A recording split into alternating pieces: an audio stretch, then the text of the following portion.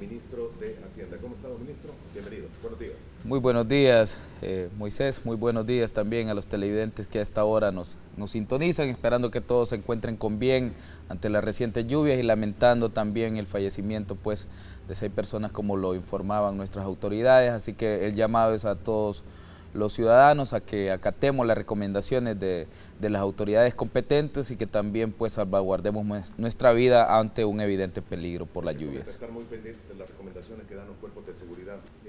Ministro, naturalmente el tema con el que tenemos que comenzar es precisamente conferencia que se dio el pasado lunes en compañía de la ministra de Economía, quien estuvo ayer aquí con nosotros, y en el que se anunciaba que se continuará con esta medida de ayuda, subsidio o fijación de precios a los combustibles en el país. ¿Es así, verdad? Sí, el día lunes, Moisés, como tú lo resaltas, tuvimos una conferencia de prensa en conjunto con la ministra de Economía, María Elisa Jaén. Anunciamos los nuevos cambios en los precios de los combustibles a nivel internacional y para el precio para El Salvador. Creo que es una situación preocupante para todos los países, no solo para nosotros. Gracias a Dios nos mantenemos como el país con la gasolina más barata en Centroamérica, pero de no ser por los subsidios que ha implementado el gobierno y en los fondos de estabilización que hemos implementado para que el precio del combustible no se eleve, pues hoy por hoy los salvadoreños en la zona oriental estarían pagando $6.40 por cada galón de combustible especial. Es una barrera que nunca la habíamos roto, es un precio sumamente exacerbado que casi que duplica el monto normal, digamos, que suelen tener los combustibles, que podrían ser $3.20, $3, que es donde se mantiene el galón de combustible en nuestro país. Desde enero hasta la fecha, nosotros hemos tenido en el país un incremento del 71% en el precio del combustible. 71% que ha salido a ser amortiguado por el mecanismo de subsidio del gobierno. Esto está influenciado directamente y nosotros lo hemos explicado, Moisés, en diversas ocasiones, tanto el presidente de la República como la ministra de Economía, también este servidor lo ha hecho en las diferentes conferencias de prensa que hemos tenido. Esto está influenciado por el precio internacional del petróleo y sobre todo por las incidencias o los efectos que ha tenido sobre la economía mundial la guerra entre Rusia y Ucrania, ¿no? A eso hay que sumarle la crisis de los contenedores y también la crisis por COVID-19 en materia económica, ¿no? Entonces, eso ha hecho que se confluyan una serie de variables de tal suerte que, pues, que hasta todos los indicadores a nivel de los mercados bursátiles, las bolsas de valores europeas, de hecho hoy abrieron con algún tipo de optimismo por una reunión sorpresa del Banco Central Europeo. Se espera que el Banco Central Europeo tome algunas acciones de política monetaria en los próximos días y esto pueda tal vez paliar un poco los efectos de la crisis. La OPEP también anunció recientemente que va a incrementar su producción con la limitante de que el incremento en la producción que anunció la OPEP no sustituye la producción de los países en conflicto. Entonces, esto hace que la situación se alargue un poco más de todo lo que habían previsto los economistas. Son tiempos difíciles para la economía global, pero creemos que dentro de nuestro campo de acción en El Salvador hemos amortiguado muy bien el golpe de la crisis inflacionaria. No quiere decir que hemos paliado a 100% los efectos. Es imposible decir que no hay un incremento de precios en los productos de la economía nacional. Pero hay que recordar que el 80% de lo que el país consume es básicamente importado y un 20% es lo que es la producción nacional. Mientras nuestra producción nacional no se fortalezca, que es lo que estamos tratando de hacer con las diferentes políticas públicas que implementamos, mientras esta producción nacional no se fortalezca, pues seguiremos también siempre dependientes de los precios internacionales y no solo del petróleo, porque hay que recordar que los insumos agrícolas y otros productos de la canasta básica también han sido golpeados por el precio del trigo, por el precio internacional del maíz, ¿no? Porque nosotros no logramos producir todo el maíz que consumimos, pero ha sido pues influenciado directamente por estos precios internacionales, pues que dependen mucho de los países europeos y otros que están en conflicto. Ahora, también. Ministro, viendo los datos y todo cambia cada segundo, para el caso de los commodities, El precio de referencia que tenemos es del mercado de Texas, 118.59, es lo que nos indican las tablas esta mañana como amanece. Ha tenido máximos de 122 hace menos de 24 horas. Es un precio oscilante, pero mantener también esta fijación de precios de los combustibles en el país significa un sacrificio bastante grande. ¿A cuánto equivale mensualmente? Sí, de hecho, hemos tenido, digamos, máximos en los días recientes que rondaron hasta los 130 para el caso del Brent y para otros, sí, para el Brent, sí, que rondó los 130 hace unos días, ahora creo que está en 123, si no mal recuerdo la cotización. Pero evidentemente tiene un costo, Moisés. Es imposible financiar un programa de gobierno sin que este tenga un costo monetario. O sea, de hecho, para eso recaudamos los impuestos, pues para poder sufragar aquellos tipos de programas que benefician a la generalidad de la población. En este caso, el subsidio nos cuesta a nosotros alrededor de 200 millones hasta el 31 de agosto, es lo que nosotros hemos estimado que nos puede costar el tema del subsidio al combustible.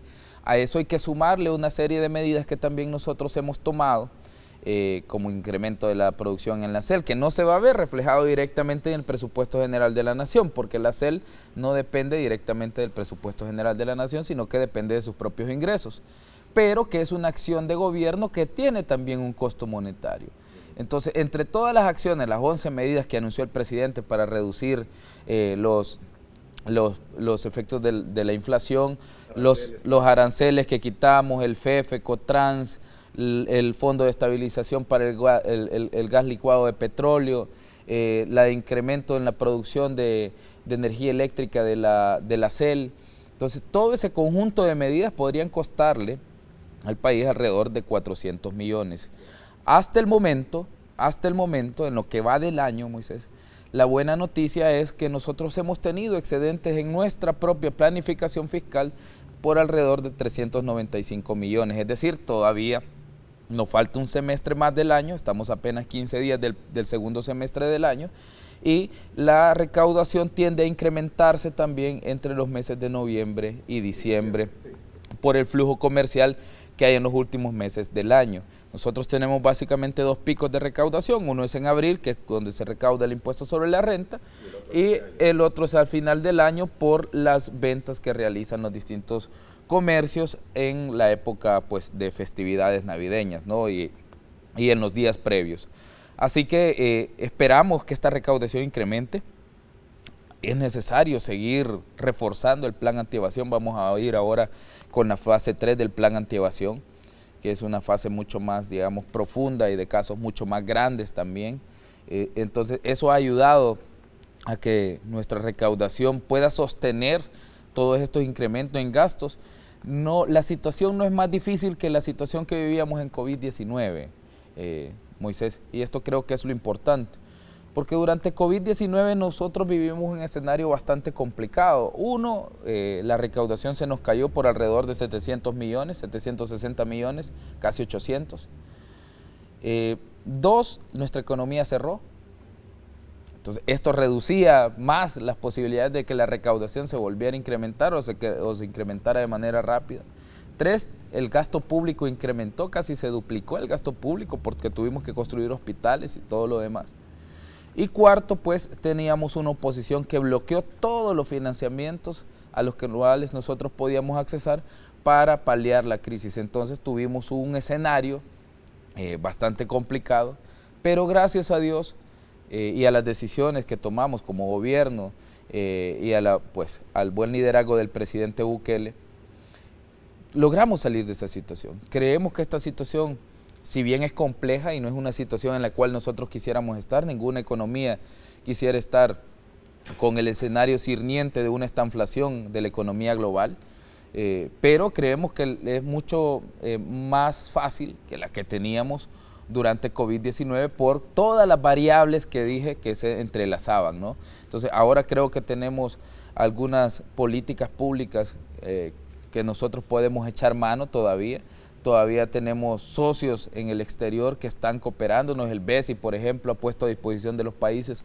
operaciones por alrededor de 800 millones, incluido El Salvador, evidentemente. Nosotros vamos a optar a una operación por alrededor de 200 millones para que nos ayude a amortiguar también el flujo de caja que nosotros hemos perdido, ¿no? 200 millones para las necesidades fiscales, no para proyectos determinados. No, es para justamente para las operaciones que se hayan realizado por aquellos países para paliar los efectos de la crisis. Dominicana, por ejemplo, salió también a fijar los precios de los combustibles, casi un poquito, creo que al mismo tiempo que nosotros, no sé, unos días de diferencia, pero Panamá entiendo que también implementó parte de este tipo de políticas. Entiendo que Costa Rica, Honduras, en el caso, van a optar también por la operación y estaríamos también nosotros optando, que fuimos el primer país en salir a tomar medidas, ¿no? Muy bien, déjeme seguir su línea de pensamiento, ministro. Me dice usted, ha habido más recaudación fiscal precisamente porque ha habido actividad calculada en 395 millones, me dijo usted, sí, de recaudación extra. Extra a lo planificado. Extra a lo planificado. Esto serviría para cubrir en todo caso los subsidios de las medidas que se han tomado antiinflación. Correcto. El extra significa que la recaudación, esa recaudación adicional, pero con la recaudación que ya se tiene, se está cubriendo el presupuesto general de la nación. Sí. Sin problemas, sin vacíos. Ahora, hay que recordar que nosotros tenemos una brecha de 498 millones para este año, ¿no? Entonces, esa brecha también hay que cubrirla. Entonces, todo este tipo de operaciones, si bien no vienen a veces para esto en específico, hay que recordar que el dinero es fungible, ¿no? Entonces, nos ayuda a sustituir, por ejemplo, si yo tengo una operación de reparación de escuelas con el BESIE, por ejemplo, es dinero que yo ya no voy a tener que sacar de mi caja. Pero no todas las necesidades del presupuesto general de la nación están relacionados con el tema económico y con las medidas antiinflación. Las medidas antiinflación es algo que nosotros no habíamos previsto en el presupuesto general de la nación, simplemente porque no sabíamos qué iba a suceder, pues.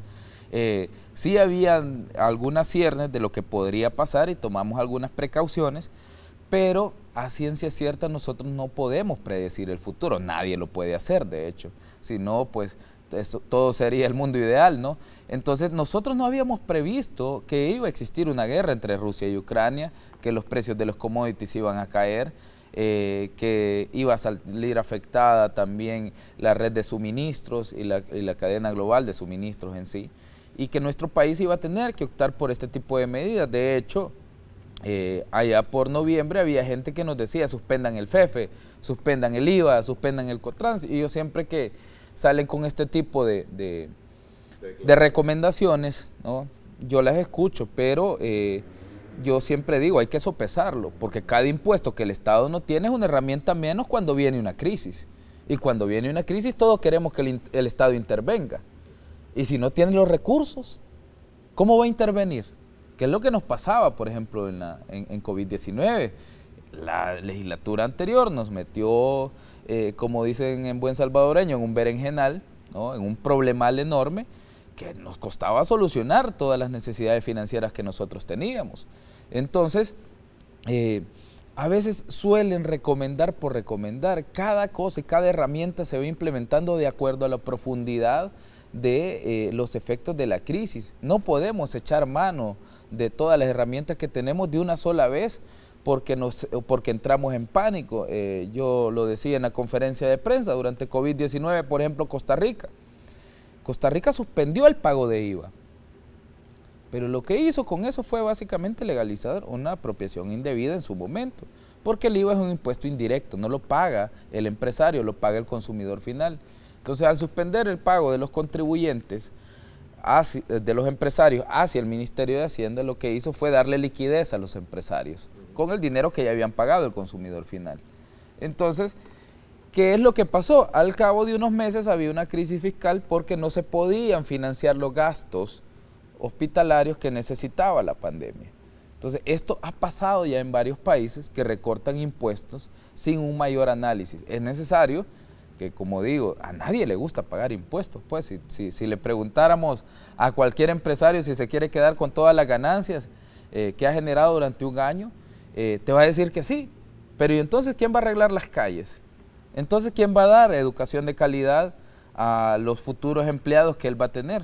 Entonces, ¿quién genera condiciones de salud adecuadas a sus propios empleados? Pues, entonces, si empezamos a recortar todas las herramientas que el Estado tiene, vamos a terminar pues en un problema mucho mayor, porque no vamos a tener herramientas para intervenir durante la crisis. Y eso es lo que nosotros hemos sido muy cuidadosos. Ir interviniendo cuando es necesario. Suspendimos el FEFE cuando era necesario. Aún así seguimos pagando la pensión de los veteranos, por eso digo que es importante. Cada herramienta que yo corto de ingresos no necesariamente me repercute en un recorte del gasto. Entonces tengo que ser cuidadoso de qué ingreso voy cortando y cuánto puedo financiar dentro del gasto. Entonces el Cotrans lo suspendimos, llevamos ya un buen rato suspendido, y la compensación a los transportistas hay que seguirla pagando. También el mantener un fondo de estabilización para el gas licuado de petróleo o el recorte de aranceles me genera un gasto extra que tal vez yo te lo tenía previsto para, no sé, para intervenir cualquier otro pago del presupuesto general de la nación. Entonces, estas crisis, Moisés, ponen a prueba la capacidad de planificación en el cortísimo plazo y la toma de decisiones de los dirigentes del país. Eso es exactamente lo que quiero llegar. O sea, se está cubriendo el subsidio de los combustibles y las medidas con 400 millones con esta recaudación extra, pero el hueco de los 498 para terminar el presupuesto de este año se mantiene, todavía existe, y hay que ver cómo se manejan los distintos factores para tratar de cubrirlo, ¿correcto? Es así, y una de las herramientas que establece, incluso la misma CEPAL lo dijo esta semana en un informe.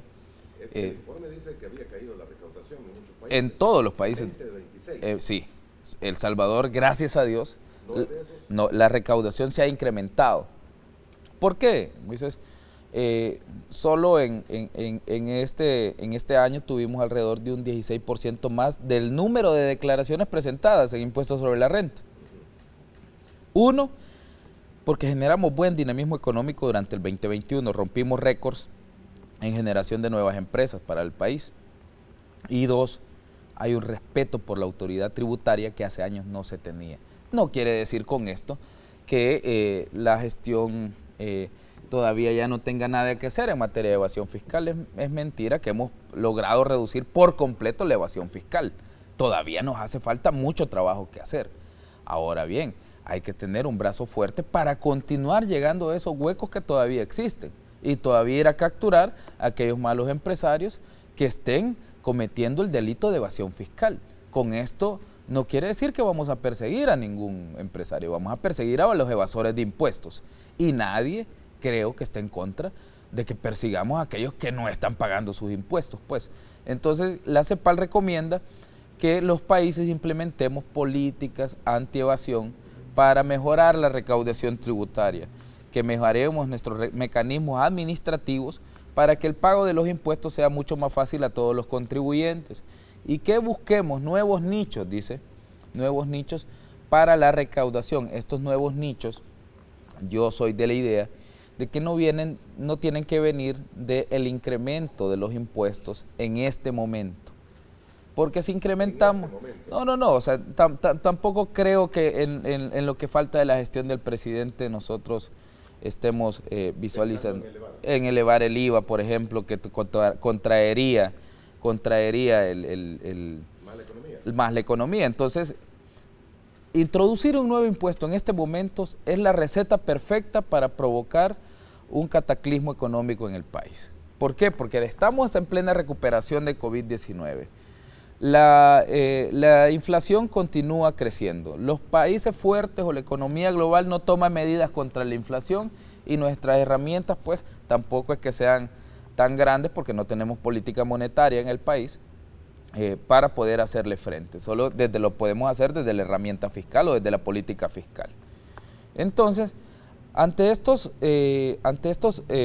factores, Moisés, tenemos que ser, pues, como digo, muy cuidadosos a la hora de planificar, pero incrementar los impuestos es la receta perfecta para provocar un colapso económico por el momento que vive la economía global y que vive nuestra propia economía. Es momento de reactivar, es momento de invertir en obra pública sobre todo, que te genere infraestructura, que te da competitividad al país, pero que además te genera empleo en el cortísimo plazo y te dinamiza el PIB en el cortísimo plazo. Entonces hay que invertir en infraestructura, hay que invertir en tecnologías de la información para que con la llegada de diferentes crisis pues podamos abrir unas nuevas formas pues de hacer negocios o de planificar nuestra propia educación o todo lo demás. Tú viste cómo tuvimos que implementar un plan rápido de digitalización de nuestros centros escolares durante COVID-19 porque no estábamos preparados. Ahora no nos debería de pasar, por eso hemos estado preparando algunos programas con el programa de conectividad digital de los centros escolares que ayudarán a que estas situaciones no se vuelvan a repetir y nosotros tengamos que salir con una erogación de emergencia del gasto público, porque ese es el problema. Cuando no te preparas con políticas de contingencia o no preparas el futuro, el gasto público se incrementa o se casi triplica cuando vienen este tipo de emergencias. ¿Por qué? Si se nos cae un puente, por ejemplo, hoy con esta lluvia, Dios no lo quiera. Se viene un temporal, un huracán, un terremoto, sería el caos. Hay que gastar. ¿Y de dónde vamos a gastar si no tenemos algunas operaciones? Gracias a Dios, ahora tenemos ya política de seguros paramétricos, tenemos créditos contingentes, tenemos un crédito contingente de 400 millones con el Banco Interamericano de Desarrollo que nos lo otorgaron este mismo año. Ya el crédito está pues... ¿Es para emergencias? Es para emergencias naturales, para desastres naturales y para emergencias de salud. Ya el BID incluyó de manera muy adecuada, pues, el BID incluyó dentro de su planificación de operaciones para los países, incluyó este tipo de contingencias pues previendo lo que había sucedido o viendo lo que había sucedido con el COVID. Entonces hay 400 millones de un crédito contingente a los que nosotros podemos optar, no a los 400 completos, sino la parte que necesitemos, que si como dije, Dios no lo quiera, se cae un puente y hay que irlo a reconstruir. Entonces ya no tengo que salir corriendo o tener que la economía parada porque el puente servía para el paso de una ruta fiscal, por ejemplo, y tener nuestra economía parada porque no estamos reconstruyendo el puente. Entonces, ese tipo de contingencias, ese tipo de políticas, es lo que nosotros estamos tratando de preparar al país hacia el futuro. Hay algo que ha golpeado mucho las finanzas públicas en el país, han sido los desastres naturales. Sí. O sea, tú recuerdas Mitch, se tuvo que reconstruir el puente Cuscatlán, con lo trascendental que es el puente Cuscatlán para el país. 2-3 años después, los terremotos del 2001. Los dos terremotos de 2001, hubo que intervenir y salir con el gasto público, hubo que pedir donaciones, que todos recordamos o mal recordamos, es un mal recuerdo para la historia de este país, mal recordamos cómo se robó los gobiernos de Arena las donaciones de Taiwán y fueron desviadas directamente a las arcas del partido. Pues ese tipo de cooperación, Moisés, ahora en el mundo, ese tipo de cooperación para los países es más limitado, ya nadie te da cooperación. Es difícil de conseguirla porque todos están en crisis. Todos están invirtiendo en sus propias economías. Ministro, tengo que ir ¿Sí? a la primera pausa, pero con gusto. Sáqueme una duda. Sí.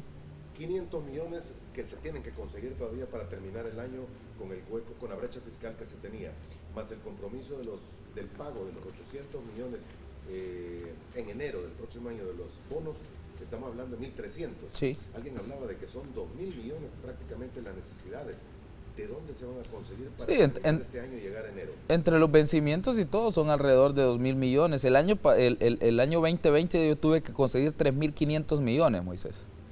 3.500 millones para cerrar todos los gastos fiscales y todo lo que tenía. Entonces por eso digo que los compromisos de pago para El Salvador son una prioridad. No vamos a dejar de cumplir con ninguno de nuestras obligaciones.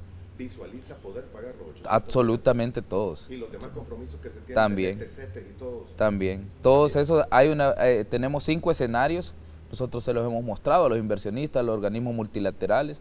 Si no, el BID no nos abriría operaciones y el BID nos sigue dando operaciones. Yo he escuchado cómo desde el año 2020 vienen los disque analistas económicos de nuestro país diciendo que todas las fuentes de financiamiento están cerradas las puertas. De hecho, hoy tenemos una misión de la IFC, que es el brazo privado del Banco Mundial, que viene de visita al país. Los voy a atender en mi oficina este día, tenemos una reunión. Vienen también con una misión, hay una misión de CAF también en este momento. el vicepresidente del BID estuvo en el país hace exactamente creo que 2 semanas, vino Richard Martínez, el vicepresidente de países del Banco Interamericano de Desarrollo, estuvo de visita, yo lo recibí también acá en el país. Y hay diferentes organismos internacionales e inversionistas directos, inversionistas institucionales, como se conoce a los bancos privados, ¿no?, que dan créditos a los países, que han hecho varias ofertas. La verdad no es una preocupación el tema del financiamiento en el país. Creemos hasta este momento que podemos amortiguar incluso las crisis cíclicas que vamos a tener durante los próximos meses y pues que vamos a salir adelante de esta situación. Como dije, no es una situación tan difícil como la que vivimos en COVID-19 para las finanzas públicas. Ese año fue un año bastante complicado. Situación de impago no es probable. No existe. Tanto como que no existe, ¿verdad? Es como asegurar que todo lo que va a hacer el ser humano tiene un 100% de efectividad. Básicamente el escenario de impago, mientras yo esté como ministro, nosotros vamos a cumplir con todos y cada uno de los compromisos del gobierno y el Estado salvadoreño. No hemos dejado de cumplir, Moisés. Yo no entiendo por qué algunos insisten en que hay un escenario de impago para los próximos meses. Y veía algunos analistas que ahora ya no están hablando del vencimiento 2023, ahora dicen que lo que no vamos a poder pagar es el 2025, pero y así van a terminar, porque creo que lo que hay es un análisis tendencioso de la situación. Hemos mostrado nuestros escenarios fiscales, hemos demostrado que tenemos capacidad de pago, hemos demostrado que salimos mucho mejor de la crisis que otros países y sobre todo hemos demostrado, Moisés, que nuestro estilo de gestión genera resultados en materia económica y que ayuda también a la población. No estamos como quisiéramos.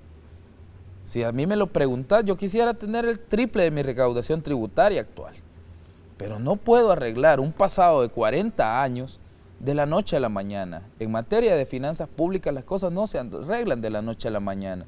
Nos dejaron un 70% de deuda del PIB con una economía totalmente deprimida, una violencia extrema.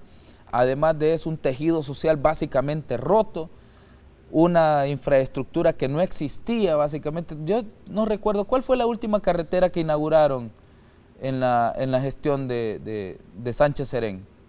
¿Cuál fue la última que inauguraron en la gestión de Mauricio Funes?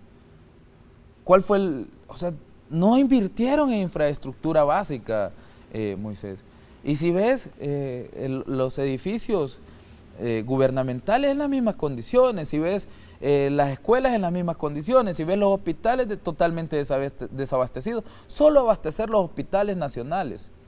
Cuando llegamos a la gestión era un gran reto para las finanzas públicas de El Salvador y hoy, gracias a Dios, tú ya no ves ese nivel de quejas. Claro, habrá siempre un par de quejas y situaciones que siempre habrán, pues como en toda actividad humana, pero ya no ves la misma condición del país que teníamos nuestros policías, y nuestros policías ni botas tenían, Moisés, y ahora tú ves los implementos que están recibiendo, los automóviles que estamos trayendo. Entonces, y hemos combatido frontalmente a las pandillas. Eso requiere recursos también. Hay algunos temas, ministro, que no se pueden obviar. Algunos amigos televidentes están indicando precisamente lo que está sucediendo, además del petróleo, en el ámbito internacional con el Bitcoin. Dice Ace of the Fates, siendo un país pobre, ¿podemos darnos el lujo de esperar un año o más a que el precio del Bitcoin suba para ver una ganancia? Ese lujo solo se lo pueden dar los multimillonarios. Y si nos vamos a chequear cómo se encuentra el precio, por lo menos de las criptomonedas, que ha tenido también una crisis en los últimos días, hoy está a $21,256 la moneda en la cotización que se tiene en este momento, pero ha tenido unas caídas dramáticas. Ha venido de 31.000, 32.000, anoche estuvo a casi 20.000. ¿Es válido mantener las 2.300 monedas porque nadie sabe exactamente cuántas tiene el país? Mira, Moisés, si tú revisas una sola arista de la estrategia Bitcoin, como generar ganancias con la tenencia de monedas, y te olvidas del incremento del turismo del 30%, te olvidas del cambio de la imagen país. Nosotros éramos el país de las pandillas, ahora somos el país Bitcoin. Y eso creo que nadie lo puede dudar. Además de eso, también las inversiones que tenemos en nuestro país, nuevas, totalmente nuevas, muchas de ellas están relacionadas con casas de exchange y otro tipo de operaciones con criptomonedas. Si tú te olvidas de todo ese enfoque global que incluye la inclusión financiera, le dimos básicamente una cuenta bancaria al 70% de la población, algo que no pudo hacer en 40 años nuestra banca, ni pública ni privada. Además de eso, también redujimos comisiones. Ahora pueden enviar remesas, digamos, de persona a persona sin pasar por una cuenta bancaria que les va a quitar comisiones a nuestros compatriotas. Si te olvidas de todos esos beneficios y te enfocas en el precio de la moneda en cierto punto o en cierto día, ¿no?, siempre vas a tener una imagen, pues, digamos, dispersa de lo que realmente está sucediendo. ¿Qué pasa con el precio de las criptomonedas en general en este momento? Está directamente influenciado por lo que está pasando en todos los mercados internacionales. Nasdaq cayó, las bolsas han cerrado, no te digo que hoy abrió la bolsa, las bolsas europeas, digamos, abrieron con cierto optimismo, esperando lo que diga la reunión del Banco Central Europeo, tal vez toman algún tipo de acción, dicen. Hoy va a haber una conferencia de anuncio también de la Reserva Federal. La Reserva Federal se prevé que suba probablemente las tasas de interés para reducir la demanda de moneda en la economía. Correcto, y eso te detiene un poco la inflación, es algo que debieron hacer hace algún tiempo o haber evitado imprimir tanto dinero, ¿verdad?, para financiar sus planes de reactivación, porque ellos lo financiaron a través de la impresión de dinero.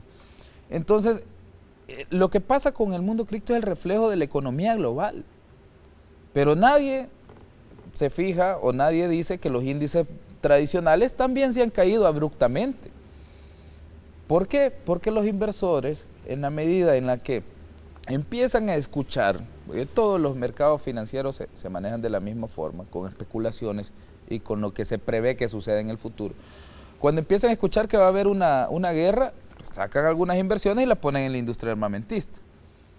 Cuando escuchan que va a haber escasez de productos agrícolas a nivel mundial, se mueven a ese tipo de inversiones que le generan una mayor rentabilidad o que por lo menos pueden vender en corto. Es decir, la compran hoy, esperan que suba de precio porque los precios están muy volátiles en ese momento y la venden mañana o pasado mañana, vendiendo en corto, ¿no? Y con eso ya generan una ganancia. Y como son operaciones de miles de millones de dólares, pues evidentemente la cantidad que se gana pues es sustancial. Entonces, ese tipo de estrategias la aplican los inversionistas en el mercado internacional. Y eso ha pasado con todos los indicadores. De hecho, decían algunos analistas que por primera vez las criptomonedas tienen un comportamiento más usual que los otros indicadores bursátiles. Es decir, están relacionados con los mismos vaivenes del mercado bursátil de los otros indicadores. Están siguiendo el comportamiento de otros indicadores en los mercados bursátiles. Entonces, fácil es decir, hagan esto o hagan otro cuando se desconoce cuál es el comportamiento de este tipo de criptoactivos en el mercado internacional. Entonces, nosotros,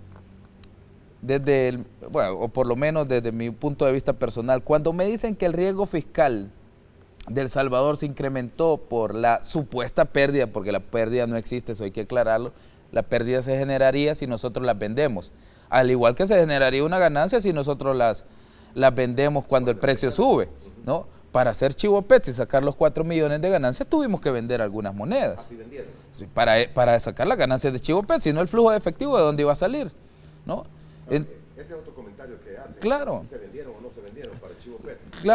Claro. Tuvimos que vender para obtener las ganancias necesarias, para si no el flujo no existiera. Entonces, con las pérdidas o cuando el precio está a la baja, hay que ser muy tonto, Moisés, de verdad, hay que ser muy tonto como para irlas a vender en este momento, ¿no? Entonces las monedas se mantienen, ¿no? Se espera que el mercado se estabilice y luego van a empezar a generar o se va a empezar a incrementar el precio. Lo que usted considera es que el mercado de las cripto, por lo menos para las monedas que se tienen, y solo certifíquenme, son aproximadamente 2.300. Sí. Sí, ¿verdad? Sí. 2.301, 2.300. 2.300. Ok. Al momento, si en este momento se vendieron, En promedio, de acuerdo a algunos cálculos que hace Medio Mundo, se estarían perdiendo alrededor de entre 40 y 50 millones de una inversión de ciento algo. Eso sería un 0.5%. 40 millones sería un 0.5% del presupuesto general de la nación. Si lo comparamos es, digamos, lo que se robó Funes, que fueron 351 millones, es 10 veces más que los 40 millones que los que hacen alarde de estos supuestos analistas. Pero nadie dice de los 301 millones de SACA como riesgo fiscal. Nadie dice de lo que se robaron en el Chaparral, que fueron casi 500 millones, ¿no? Que son 11 veces, digamos, lo que supuestamente hemos perdido. No lo contabilizan como riesgo fiscal. Lo que se robaron en el hospital de Usulután, en la construcción de aquella empresa que se llamaba RES, algo así creo que se llamaba, que construyó los hospitales, que todavía el empresario español está huyendo, no lo contabilizan como riesgo fiscal. Entonces, es un análisis parcializado, Moisés, es un análisis conveniente para ellos. Entonces, todo esto forma parte de una estrategia y no hay ninguna actividad humana que no tenga riesgos. ¿Qué es lo que nosotros hacemos? Mitigar los riesgos. Las mismas reservas internacionales que nosotros tenemos en dólares pierden valor en el mercado bursátil, porque también el dólar cotiza en el mercado bursátil. Las reservas que nosotros tenemos en euros, las reservas internacionales que tiene el Banco Central de Reserva, también fluctúan, al igual que lo hacen los demás activos que nosotros tenemos, ¿no? En este caso, pues, la tendencia de las monedas Bitcoin. Entonces, pero nadie sale a hablar de ese otro aspecto. ¿Por qué? Porque hay un análisis parcializado de la situación. Y la situación de El Salvador es una situación en la que muchos han venido a criticarlo porque nosotros optamos por una innovación financiera que está tal vez, o algunos ven que está en contra del sistema financiero tradicional. Pero nosotros lo vemos, y yo te lo he dicho a ti en varias ocasiones, como un paso de transición. ¿Por qué? Porque el fenómeno existe. Cada día más personas optan por las inversiones en este tipo en Bitcoin, y también otros países han optado ya, no solo por legalizarla, sino por darle también curso legal en sus países, como la República Centroafricana. Entonces, y otros países lo harán también dentro de los próximos años. Entonces, ¿te podés pelear con el futuro o empezás a comprenderlo, a regularlo y a adoptarlo como propio? El sistema tradicional tampoco es que lo estemos abandonando, pero el sistema tradicional tendrá que entender que hay un fenómeno nuevo que, si no se le da un tratamiento adecuado, puede provocar crisis en su propio sistema tradicional. Entonces, lo mejor, en vez de oponerse tajantemente, es mejor tratar de entender el nuevo fenómeno y operar en él, porque no va a dejar de existir. Bien, ministro, me quedan 2 minutos sí. de resumo. Preguntas sobre este tema, y va sí. a decir, cada vez que vengo se lo pregunto, pero creo que es válido. Bono Bitcoin no es el momento. Seguimos esperando. No es el momento. Es que, Moisés, para un tomador de decisiones existe una planificación, ¿no? Y tú te pones un lapso en el que tú más o menos crees que vas a poder, pero no controlas todas las variables. Yo hubiera querido saber que iba a haber una guerra en Rusia y Ucrania. Hubiera querido saber que los índices bursátiles de todo el sistema tradicional se iban a caer, por ejemplo. Pero no depende de mí. Entonces tengo que ir también acomodando mi planificación a lo que es la realidad. Muy bien, una reforma de pensiones. Ya hemos proporcionado al presidente de la República los insumos necesarios. El presidente de la República es quien firma la iniciativa de ley, es quien da el banderillazo de la salida, digamos, para las discusiones en la Asamblea. Hace falta, digamos, todavía un proceso que concluir por principio de discusión parlamentaria, hay que llevarlo a la comisión respectiva en la Asamblea. Y pues también el presidente, previo a enviar la iniciativa de ley, escucha a otros sectores, pues al Ministerio de Trabajo, escucha al sector de empleados, escucha al sector patronal, también tiene que escuchar a las mismas AFP, tiene que escuchar a movimientos como No Más AFP, como te lo decía en algún momento. Toda esa diversidad de actores tienen que escucharlos. Entonces no es tan fácil pues concordar todas las recomendaciones que nosotros hacemos desde la parte hacendaria, que es una visión de sostenibilidad fiscal del sistema, ¿no? Y también las necesidades que tienen los trabajadores. Entonces tiene que acomodar todo ese cúmulo de opiniones y de recomendaciones para que el sistema pues sea todo lo que nosotros necesitamos y algo que le dé solución de una vez por todas a la situación de las pensiones en El Salvador, pero es algo que va caminando, Moisés. Muy bien, gracias por haber estado con nosotros esta mañana, ministro. Se le agradece su tiempo y la apertura. No, con mucho gusto y pues nuevamente el recordatorio para todos los salvadoreños que nos sintonizan, pues que sigamos las recomendaciones de las autoridades pertinentes y que tengamos mucho cuidado con las lluvias de los próximos días. Así es, menos mal, y vamos a estar pendientes también de los reportes que den las autoridades de Protección Civil. Gracias, ministro, una vez más por habernos acompañado aquí en el estudio de TCS.